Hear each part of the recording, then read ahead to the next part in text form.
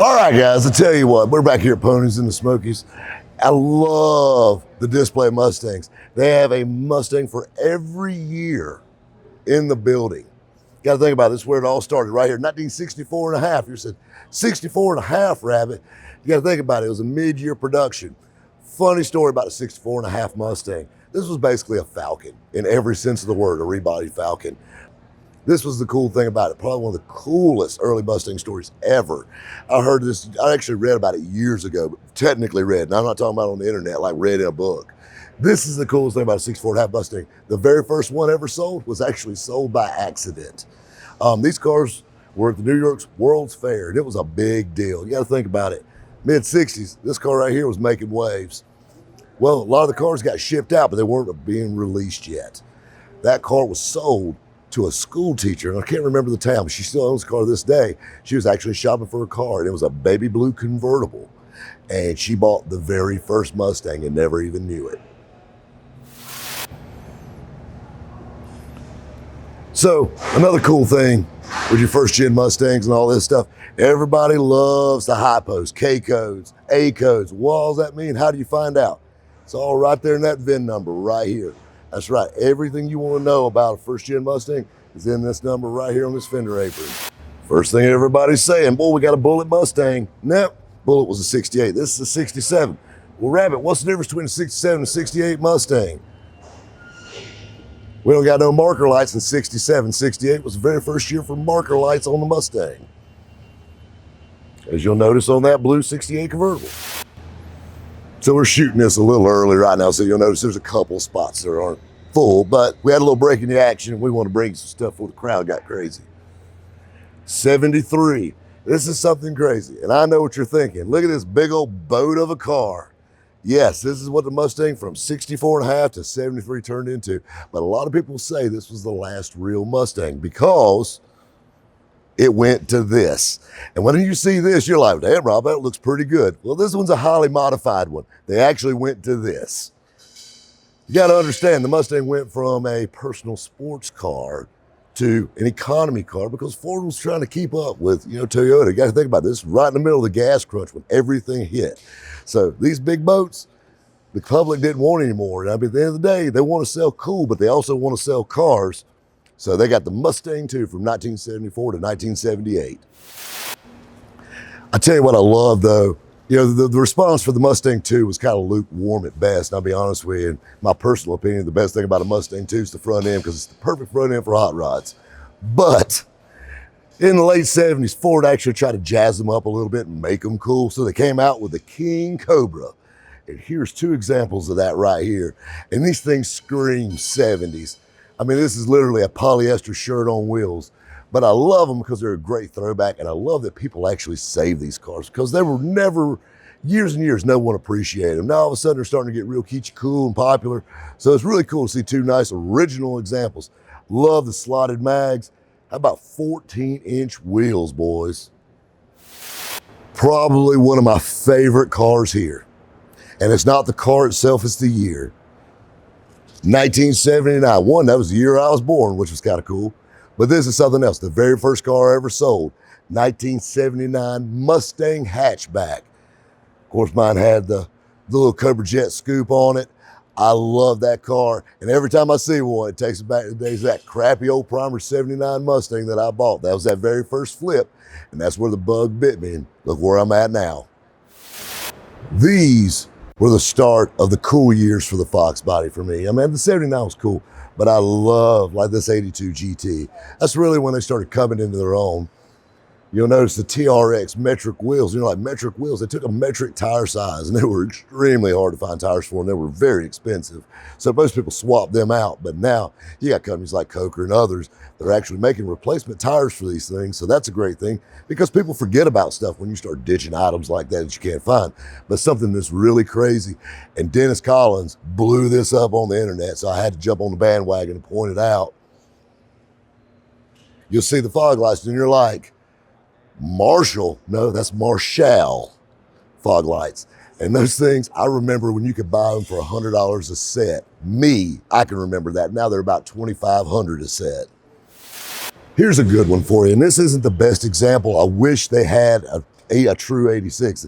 They got an 86 SVO, and I know I'm going to make some people mad when I say this, but I just can't get into four-cylinder turbo Mustangs. I'm sorry. I mean, it's all right, but it's kind of a novelty. But whatever. I wish they had a true 86 here. That being said, 85, 86, cars look just alike. What's the difference? 86 was the very first year for electronic fuel injection on the Mustang, and that was a game changer. This little turd right here, I mean, they were good motors, tried and true, but to be honest with you, at the end of the day, it's basically a four-truck motor with a good cam in it. This, well, not this one.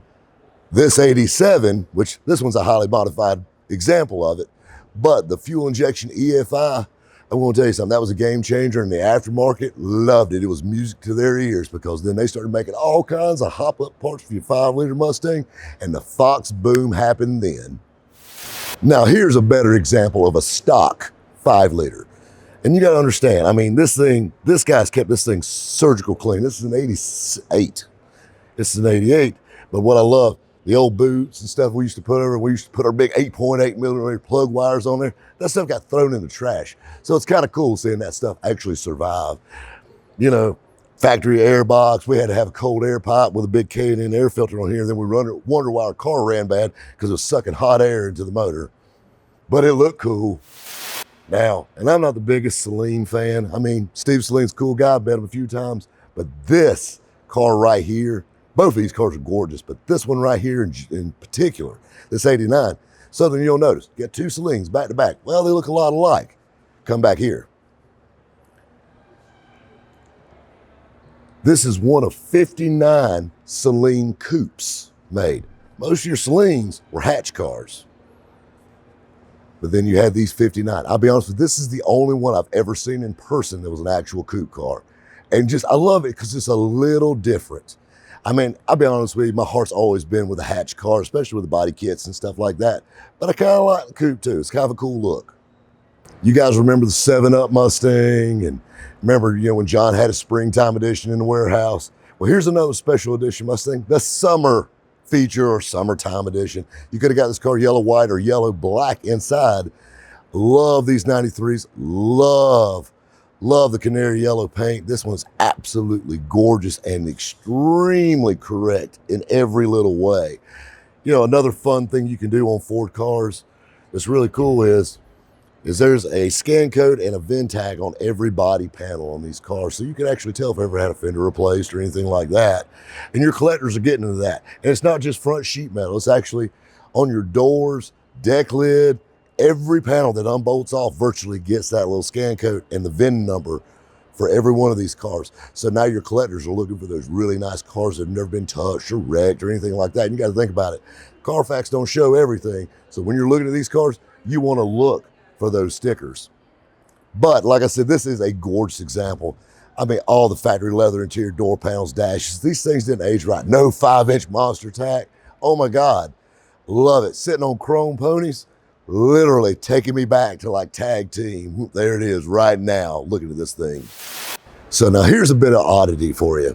94, first year for the SN95, and this was a game changer, and I know every Fox body guy's gonna roll their eyes when I say this, but I'm gonna tell you something. In my opinion, let me stress that, in my opinion, this is one of my favorite Mustangs ever made. The 94, 95 SN95s had the true 5.0 muscle, roller motor, all that good stuff, 4-wheel disc brakes, 5-lug, little heavier, but stylish wise, I love these cars. Hot Rod Magazine actually did an article on these cars when they first came out, and they let you pick the design of the new Mustang. And I remember in that article, Iris, this color, this kind of fuchsia color, was featured. And I picked this body style, which, what do you know, ended up being the new Mustang. And I think it was like 93, something like that when they were doing it, which they probably already knew what they were going to pick to begin with. But they came out with this body style. And I thought these cars were so sharp. And like I said, I've owned half a dozen of them over the years, had several in high school, and I absolutely loved them. But this iris color is actually very, very rare. I've seen a few of them, a lot of your V6s with this, and everybody kind of deemed it as the girl car, but definitely cool. Of course, you got your new Edge Mustangs, and a lot of guys are loving these cars. Love the Bullet. These cars were game changers when they came out. Love the Bullet. This one's been highly modified, obviously, but love Highland Green, classic looks. just goes just right. I don't think a Bullet Edition SN95 would look right, but on the new Edge, totally killer. See, now you're getting into the newer generation Mustangs, of course, 05, 06, and on up. And these are cool cars. I love the throwback look. You got to think about it. You know, Ford had to jump on the bandwagon with Chevrolet and, of course, Mopar, bringing back the Challenger, and, of course, Chevrolet with the Camaro. And I love these cars through the years, and I'll be honest with you, they get better looking every year when you go through these years. Funny story. So, in 05, my next-door neighbor bought one brand new. He was a political science instructor at Furman University right here in Greenville, South Carolina. And this dude was plain vanilla Jane all the way. Drove a Ford Escort every day of his life. When the 2005s came out, they came out with like a real light pale metallic green. He bought it. He was so excited about his GT Mustang he got. He came over to my house. We always had a hot rod or two sitting around. He came over and he was showing it off. So I told him, man, you got to do some mods to this thing. Put some exhaust on it. You can't leave it stock. So I sent him my muffler guy, and he had Flowmaster exhaust and an off-road H-pipe put on this car, and it sounded phenomenal. And there for about a week, you would hear him drive by the house, go to his house. He lived right next door. Well, he ended up coming back to me about a week later. He's kind of sad. I said, what's going on? He said, my wife's going to tell me my car's too loud to drive. We had to put the factory exhaust back on his car for him. But he still got it to this day. So, you know, like I said, we're looking at all the different variations, and you got the V8 cars, V6 cars, a little bit of everything mixed in. Everybody has fun at pits. This is the one that tickles me, and I love to give these guys a hard time. I've never seen anybody so excited to brag about they got a rental car. But it has a Hertz Shelby. Those are cool cars. Everybody loves the black and gold. I'll be honest with you, of all the Shelby color schemes, I love that black over gold. Just classic. And right here, the latest and the greatest, 480 horsepower, 6-speed, 2021 Mustang Mach-1 right here at Pitts. Well, I'll tell you what, guys, we had a great time holding my coffee cup like a mic. Hey, guys. No, we had a great time here at Ponies in the Smokies, walking around showing you all the cars. And I'll be honest with you, it's getting a little late. They're about to turn the lights off on us. I think it's dinner time, and I'm running out of coffee. Guys, we'll catch you next time here at Rabbit's Used Cars.